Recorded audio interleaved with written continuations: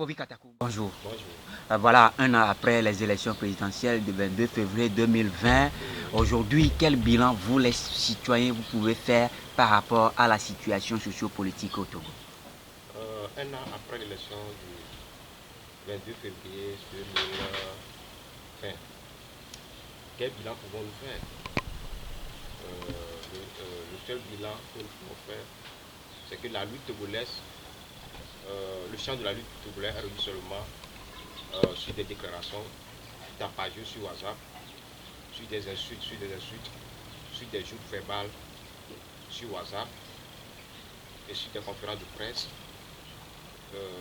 et des communiqués. Le Togo a connu déjà des élections de par le passé. Il y a eu de la lutte de par le passé. Et une lutte sans mobilisation, sans que le peuple ne soit sur le terrain, c'est seulement à cette élection-là que nous avons connu ça. Pourquoi c'est ainsi? Pourquoi aujourd'hui, malgré que le Togolais a ce désir ardent du changement et allé sanctionner le système dans l'urne par son vote, a été incapable de défendre son vote au péril de sa vie, ça veut dire qu'il y a un problème. Avant que le peuple ne déchaîne sa colère, avant que le peuple ne prenne la responsabilité de défendre son droit, il va falloir déjà construire le discours, poser des actes dans ce sens-là. Ce qui m'amène à aller un peu en arrière. Si on va, après les élections législatives du 20 décembre 2018, si on analyse les discours qui ont suivi du 20 décembre 2018 jusqu'au 31 décembre 2019 et du 31 décembre 2019 jusqu'au 22 février 2020, si on voit les discours de l'opinion, on peut se rendre compte que l'opinion togolaise n'est pas préparée à une descente sur le terrain. Et les discours sont les mots. Premièrement, on a désorganisé la résistance à travers cette affaire de 30 millions.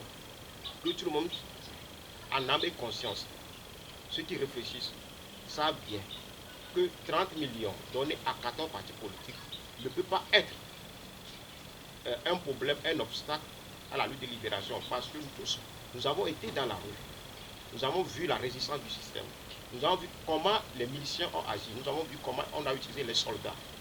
Et quand la CEDEAO a intervenu dans notre lutte, on a vu encore la réaction du peuple togolais. Au dire de ces choses, nous ne pouvons pas aujourd'hui dire que les leaders ont été incapables. La responsabilité nous incombe en tous, à notre capacité à résister au-delà. Mais malgré ça, les esprits malins ont choisi l'affaire de 30 millions pour désorganiser, en pensant qu'ils vont détruire la C14, en pensant qu'ils vont détruire les partis politiques. Mais ça servit à des alibis, à certaines personnes, de dresser des lignes de résignation. Déjà, quand moi j'étais à l'université, je faisais des débats entre nous les étudiants sous les arbres. Et là, j'ai compris très tôt que la plupart des Togolais, pour justifier leur résignation, leur inaction, se cachent derrière le discours de leader corrompu, leader si leader sera, pour dire qu'eux, ils ne veulent pas s'engager, que la politique, ce n'est pas le problème, et que ça, ils veulent, eux, les chercher de chercher à sortir leur tête du trou de misère. Donc, malgré cela, le Togolais a eu ce discours pour désorganiser. Après, on entend les discours, les morts inutiles, les arrêter inutilement, et Maoulaoué, et tous ces discours-là, ont nourri la psychologie et Béton et Bouna.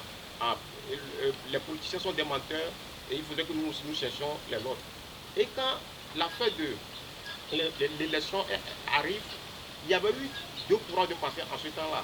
Il y a eu certaines personnes qui disent le problème togolais n'est pas de l'élection. Certains disent qu'on va aller aux élections. Et ça a créé la division de la psychologie des gens. La plupart des gens qui étaient des anti-élections, qui n'étaient pas pour les élections, sont revenus dans la psychologie de l'élection qu'après la désignation du candidat à Goyomé. Et on était allé à l'élection avec deux pensées politiques. Il y a ceux de candidature unique et ceux de candidature multiple. Donc il y avait eu encore ce débat de division là-bas. C'est ce qui a abouti aux élections législatives. Or, quand nous analysons cette élection, le vote n'était pas un vote contre X ou bien contre Y. Parce que le Togolais a fait un vote sanction. Parce que depuis la nuit des temps, on dit que le Togolais ne vote que pour une personne. Pour une fois, le Togolais a montré que ce n'est pas une question de vote pour une personne, mais il vote pour un idéal qui est le changement par tous les moyens. Et avant cette élection, le discours qu'on a vendu aux Togolais, ce discours n'a pas préparé le Togolais à une forme de résistance. C'est-à-dire, on a dit aux Togolais, il y a le carnet d'adresse. Les barons sont favorables, les soldats sont favorables, la France est favorable. C'est tout ce discours-là qui indirectement a nourri une forme de psychologie de résignation que j'appelle Mao Ablorevi Agbagba Mademadi. Je te ferai un libérateur sans que tu ne consentis un effort. Or, nous tous nous savons que dans une lutte de libération, on ne libère pas un peu se libère lui-même. Et Sankara disait, l'esclave qui refuse de lutter et attend la condescendance de maître qui pétale la franchise ne mérite pas que l'on s'appuie sur son sort. Seule la lutte libère. Donc, quand on a présenté ce discours de Mao Ablorevi Agbagba Mademadi, les Togolais, étant des gens qui aspirent au changement à la voie pacifique, sont allés voter massivement. Quand ils sont allés voter massivement, normalement, après cette élection, il va falloir qu'on change de disque. Parce qu'on sait le poids qu'on a. On sait quels sont les discours qu'il faut pour mobiliser. Mais on n'a pas fait ce réaménagement-là.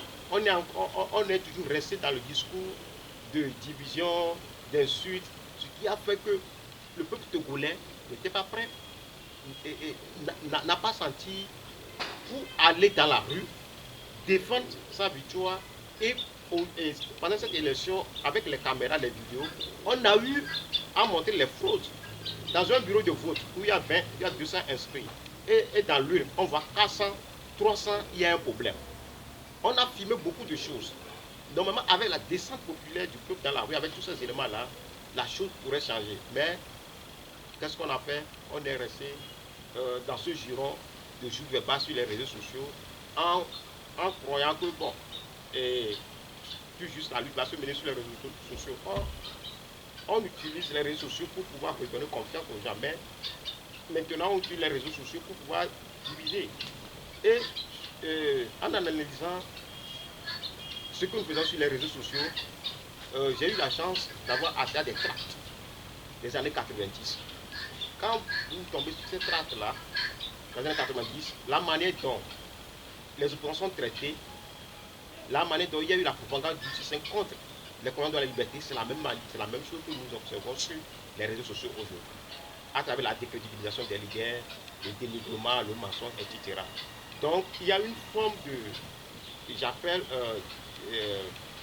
des légères de motion de WhatsApp qui est revenu sur les réseaux sociaux. Et ça aussi, je peux dire, c'est un aveu d'échec de certains leaders d'opinion, de l'élite, qui doivent prendre la parole pour pouvoir expliquer les choses au peuple. Voilà, Fouy Katakou, aujourd'hui, en lisant le regroupement, la DMK, ils accusent beaucoup de leaders de n'avoir pas fait que le Togo n'a pas eu la tenance cette année. Qu'est-ce qui explique cela exactement? Cette histoire d'accuser les autres, que nous doivent venir pour pouvoir avoir de la tenance, pour moi c'est du pipeau. Parce que dans un environnement dictatorial, ce n'est pas la présence d'1 million de personnes qui crée le déclic. C'est l'audace d'une minorité et la réaction de l'oppresseur qui crée l'adhésion et la mobilisation populaire. Si Tchépi, en 2017, malgré les divergences des leaders, malgré la division, devait attendre les leaders de l'opposition avant de lancer le 19 août, je ne pense pas que nous allons avoir un mouvement placé 92 originel. Donc cet argument qu'il faut attendre tout le monde d'abord, et c'est l'absence des gens qui font qu'ils n'ont pas eu la victoire, pour moi ça n'a pas de sens. Ce qui a manqué, c'est cette ce discours qu'il faut donner à chacun de nous, de pouvoir défier la mort, de pouvoir défier la prison. Dans un environnement dictatorial, c'est la capacité pour les commandants de la liberté et le peuple à retourner la prison et la mort contre l'oppresseur. Pour pouvoir retourner la mort et la prison contre l'oppresseur, on y procède comment? Nous avons l'exemple dans les pays.